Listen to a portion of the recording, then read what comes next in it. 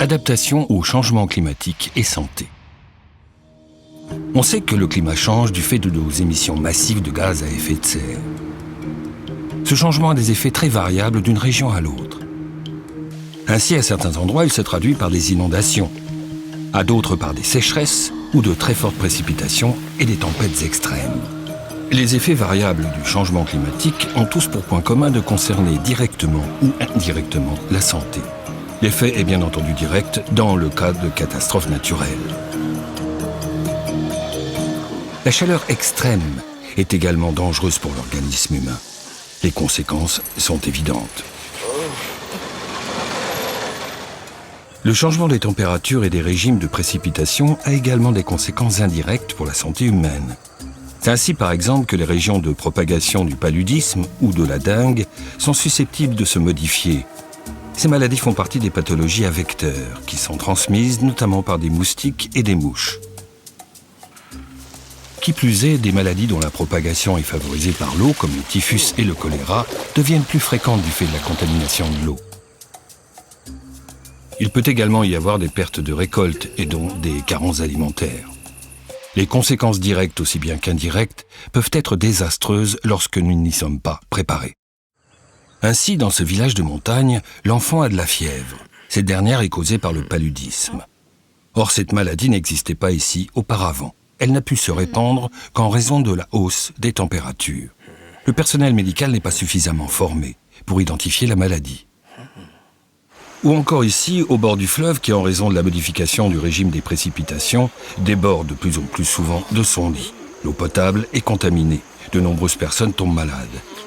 Et non seulement le centre médical n'est pas en mesure de faire face à cet afflux soudain, mais même les champs ne sont plus cultivés en raison du manque de main-d'œuvre et les aliments commencent à manquer. En un mot, les exigences en matière de services de santé augmentent en raison du changement climatique.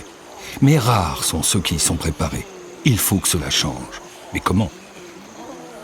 Eh bien, d'abord au niveau de la planification. Convient de considérer les choses en fonction du climat et d'envisager toutes les mesures dans la perspective des conséquences à venir sur ce dernier. Si on procède de la sorte, d'autres étapes importantes s'ensuivent. Par exemple, chez l'enfant malade. Dans la vallée, au sein du grand hôpital le plus proche, on pourra venir en aide à l'enfant. Le tableau clinique de la maladie y est connu. Dans la région montagneuse, le personnel médical devra également être formé de manière appropriée. Il sera par ailleurs nécessaire de budgétiser des mesures d'adaptation. Dans ce contexte, il est important de prévoir du personnel et des médicaments adaptés aux besoins. Mais l'information de la population joue également un rôle important. Quelques mesures permettent de modifier les comportements et de minimiser de nombreux risques. Il suffit que les gens les connaissent et les mettent en œuvre.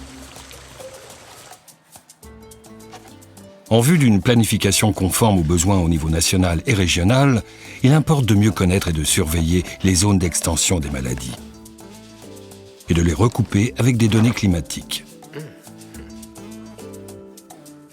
Il est par ailleurs important d'engager une réflexion sur le thème de la santé dans d'autres secteurs et au niveau des stratégies d'adaptation au changement climatique de ces derniers.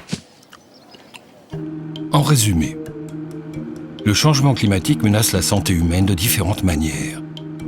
Les succès déjà obtenus par le passé en matière de renforcement du système de santé sont menacés. Il est temps d'agir.